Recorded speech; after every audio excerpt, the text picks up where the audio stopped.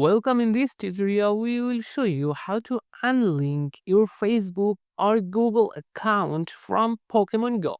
Let's get started.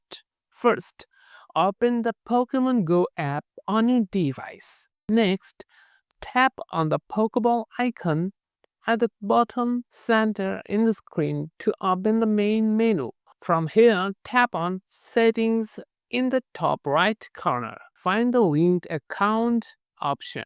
This will show all accounts connected to your Pokemon Go profile, such as Google, Facebook, or Apple, or any other accounts. To unlink an account, tap on the toggle switch next to the account you want to disconnect. For example, if you want to unlink Google, tap on the switch next to Google.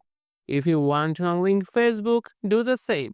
A confirmation message will pop up warning that unlinking the account could result in loss of access to your Pokemon Go account if it's your only login method. If you are sure, tap Confirm to proceed. Keep in mind that you must have at least one active login method linked to your Pokemon Go account before unlinking.